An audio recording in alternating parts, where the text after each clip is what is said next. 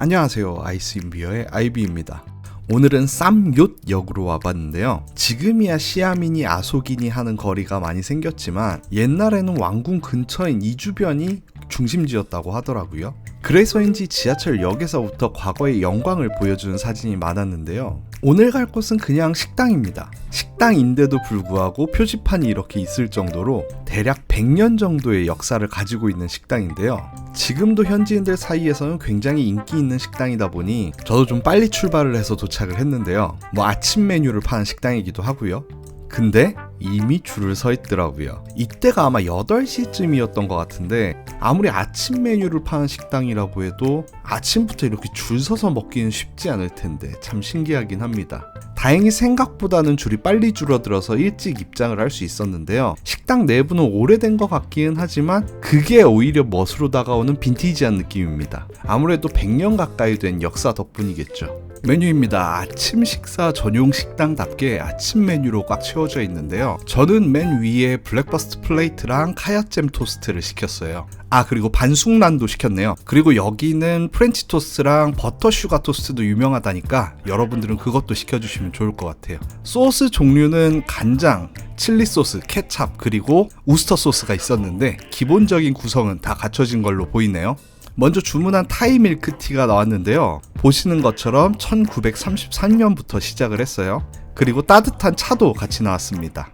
바로 카야찜 토스트가 나왔는데요. 처음에는 무슨 지우개가 나왔어? 라고 생각했는데 지우개가 아니라 밀도가 빡빡한 식빵이더라고요. 제일 먼저 먹은 건 타이 밀크티였는데요. 생각보다 단맛이 크게 느껴지지 않았어요. 그리고 차 맛도 생각보다는 크게 느껴지지 않았습니다. 오히려 우유의 맛이 강하게 느껴졌는데요. 아마도 제가 알고 있는 타이 밀크티는 현대로 오면서 많이 달아지고 진해진 그런 모양이에요. 이게 바로 원조의 맛이겠죠? 그리고 카야 토스트를 먹어봤는데 식빵이 부드럽거나 하지는 않았어요. 보기에도 밀도가 있는 빵이다 보니까 생각보다는 입에 씹는 감각이 있는데 수분이 굉장히 풍부하게 들어있어서 뻑뻑하지는 않았습니다. 그리고 카야잼이야 워낙 맛있는 잼이기도 하고 거기에 주변에 하얗게 연유까지 들어갔으니까 굉장히 맛있었는데요. 그때 이 집의 타이티를 먹어보니까 이게 킥이 되더라고요. 조금 너무 달다 싶었던 카야잼이 이 집의 우유 맛 풍부한 타이티와 같이 먹으니까 정말로 맛있었습니다. 사실 일반적인 차트라뮤에서 파는 그런 타이티를 먹었다면은 별로 맛이 없었을 거예요.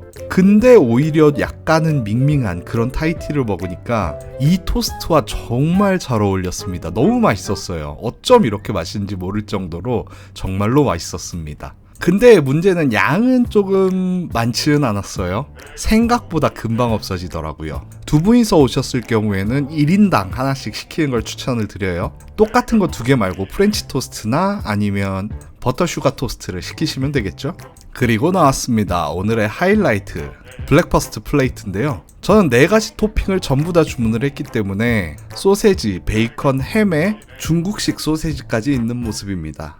계란은 물론 2개를 주문했고요. 저는 처음에는 간장을 한번 뿌려서 먹어봤는데요. 한국에서는 당연히 계란 후라이에 소금을 뿌려 먹지만 일본 같은 경우에는 간장이나 소스를 뿌려 먹기도 하고 여기서 소스는 우스터샤이어 소스입니다. 미국 같은 경우에는 핫소스를 뿌려 먹기도 하죠. 다행히 여기에는 소금, 간장, 우스터샤이어 소스, 핫소스는 없지만 칠리 소스도 있었습니다. 원하시는 소스를 취향에 맞게 골라 먹으시면 될 것 같습니다. 근데 사실 먹다 보니까 이 맛이 특별하지는 않거든요. 저희 집에서도 충분히 해 먹을 수 있는 그런 맛이에요. 근데 왠지 모르게 어쩐지 이 집의 분위기와 묶여서 굉장히 맛있게 느껴졌습니다. 이 집이 오픈한 연도가 1933년인데 그때면 아직 한국은 일제강점기였을 때거든요. 그때 당시에는 이 가게에 모던한 사람들, 그러니까 멋쟁이들이 많이 왔었겠죠. 예전에는 이 주변이 문화의 중심지였다고도 하고요.